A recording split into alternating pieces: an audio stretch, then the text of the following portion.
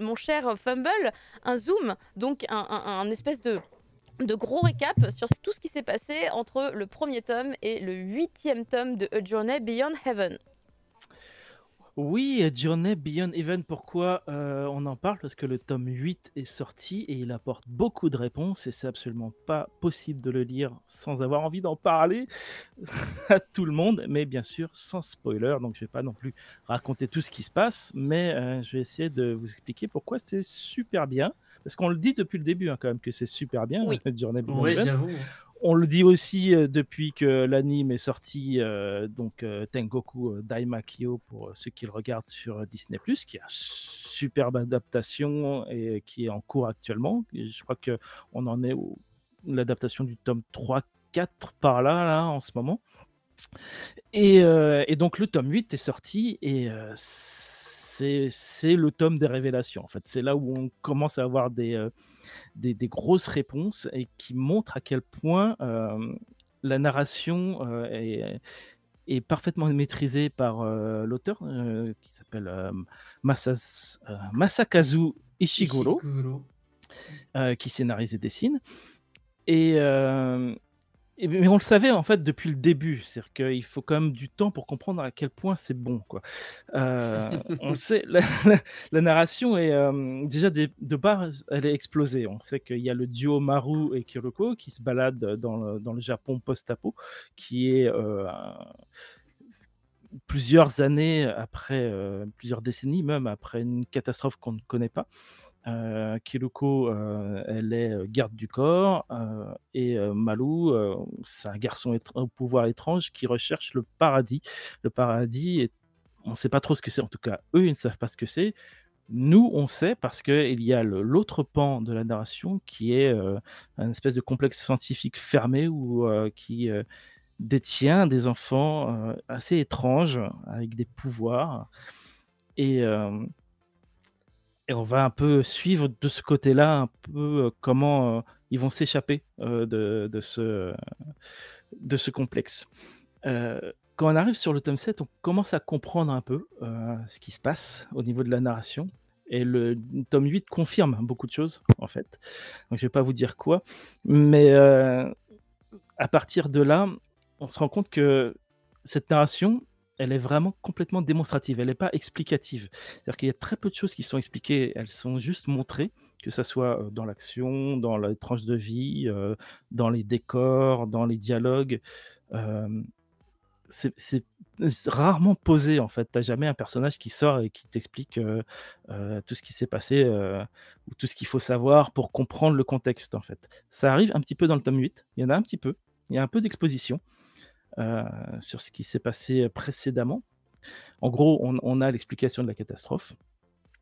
Mais jusqu'à là, en fait, tout ce qu'on a appris, on l'a composé quasiment nous-mêmes avec les infos que nous a filées Ishiguro de manière comme des pièces de puzzle, en fait. C'est-à-dire qu'il te balance des pièces de puzzle à la gueule et tu as une sorte d'idée générale de la trame, ou en tout cas du contexte. Tu en as que tu peux connecter entre elles, des pièces. Il y en a que tu thésaurises, que tu fais des petits tas avec, en te disant, bon, bah, ça va servir plus tard. Exactement comme un puzzle, en fait. Tu essaies de faire le contour, tu essaies de voir certaines scènes. Et au bout d'un moment, bah, le tome 8, c'est là où tu commences à, au moins, à rassembler deux grosses scènes, en fait. Deux gros paysages de ce puzzle, tu commences à les connecter l'un à l'autre et c'est extrêmement satisfaisant parce que on attendait que ça, quoi. On attendait que ça. Et depuis le début, en fait, depuis le début, je dis qu'on dit tous que c'est super bien. À chaque fois, il faut quand même préciser, oui, mais on sait toujours pas où ça va. D'accord. Ouais. Et à chaque fois, c'est ça. Hein, c'est à chaque tome, c'est super bien raconté, mais on sait toujours pas où ça va. Et avec le tome 8, eh ben, ce qui est vachement intéressant, c'est qu'on sait toujours pas où ça va. Mais on a une direction. Mais on s'en inquiète beaucoup moins, en fait. Parce que c'est tellement réussi dans la narration, dans la scénarisation, que ce qui pourrait se passer après, on a beaucoup plus confiance. On a beaucoup plus, d'intérêt à voir cette suite et mmh, après c'est, un récit, seinen, japonais, on en a vu beaucoup et on sait que, la fin ça peut, mal tomber, ou ça peut, retomber platement. On ne sait jamais, hein, on a toujours un peu peur, mais j'ai largement beaucoup plus, confiance, au récit, qui continue, hein, d'ailleurs au Japon, hein, qui est toujours en cours, qu'avant. Donc ça c'est vraiment, très intéressant. On retrouve aussi bien sûr les thèmes parce que, au niveau, descriptif, c'est aussi dans les thèmes. C'est, si dès le début, en fait, on sait déjà qu'il y a des choses, assez classiques comme le passage à l'âge adulte, les enfants qui sont, un peu abandonnés, qui sont exploités et surtout, avant tout, le thème de l'identité, de l'identité de genre qui est de plus en plus poussé, C'est vrai. de plus en plus exploité. Heu, toujours Ouais, sur le en tome 8, putain, sur le tome 8, il y a de je m'y attendais ça pas, hein. ça continue, ça se généralise encore plus, quoi et c'est, bah, le conflit, générationnel, en fait. On a vraiment, un conflit entre l'ancien monde et le nouveau monde, qui se forme et ça va peut-être partir là-dessus. Enfin, ça va probablement partir là-dessus, mais c'est tellement complexe, c'est com dans les relations entre les personnages que ça peut partir dans diverses directions encore et la sexualité aussi, mais ça on l'a depuis le début, hein. Ceux qui regardent, ceux qui sont animés only, ont bien remarqué que la sexualité était très présente, hem, mais toujours, de manière non cringe, hein. Je pense que tu es d'accord, prof, hein? C'est Ouais, vraiment ouais, du, ouais. c'est vraiment quelque chose qui est, fait avec beaucoup de pudeur, pour, C'est fait de manière intelligente, c'est pas de racoleur. manière intelligente, c'est pas racoleur, c'est pas fait pour faire fantasmer ou quoi que ce soit, c'est pour expliquer des choses de manière démonstrative justement, sans avoir à, dire: «Bah oui, bah, il y a tel problème» ou «Ça se passe comme ça» ou quoi que ce soit. C'est juste montrer et même finalement, pour finir avec cette idée de la démonstration, l'émotion aussi. L'émotion extrêmement démonstrative et extrêmement simple. Il y a énormément d'émotions dans le tome 8 aussi. Mais il y en a avant, hein, mais on en retrouve, de façon plus forte encore, dans le tome 8 parce qu'il y a tellement de choses qui se sont passées. On a encore eu plus de temps pour s'attacher, aux personnages. Donc c'est, encore plus fort, et toujours avec une énorme simplicité dans la narration.